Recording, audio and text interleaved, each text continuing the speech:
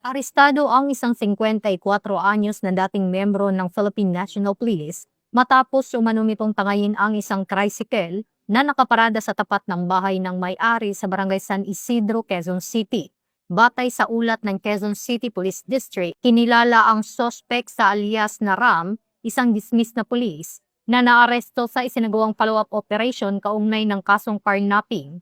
Sa investigasyon, ipinarada ng biktima ang kanyang Kawasaki motorcycle na may sidecar sa harap ng kanilang bahay noong gabi ng Hulyo 15, gayunman, nang magising kinabukasan ay natuklasan nitong nawawala ang kanyang tricycle. Nakatulong sa investigasyon ang isang testigo na nagsabing nakita niyang minamaneho ng suspect ang naturang tricycle patungo sa Bayani Street sa barangay San Isidro madaling araw ng Hulyo 16. Noong Hulyo 17, nang matiyak ng biktima na nakabalik na sa bahay ang suspect, agad niya itong iniulat sa mga otoridad.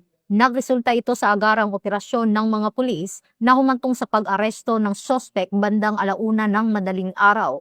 Kasalukuyang nahaharap ang suspect sa kasong paglabag sa Republic Act 10883 o ang New Anti-Carnapping Act of 2016 na isinampa sa Quezon City Prosecutor's Office habang nagpapatuloy ang investigasyon. Muling pinaalalahanan ng QCPD ang publiko na tiyaking ligtas at maayos na nakaparada ang kanilang mga sasakyan at agad na makipag-ugnayan sa pinakamalapit na himpilan ng pulisya sa oras na makaranas o makasaksi ng anumang kahina-hinalang aktibidad upang mapabilis ang agarang aksyon ng mga otoridad alinsunod sa advokasya ng bagong PNP para sa bagong Pilipinas, serbisyong mabilis, tapat at nararamdaman.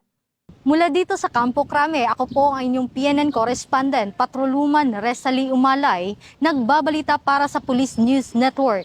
Alagad ng batas, tagataguyod ng balitang pulis.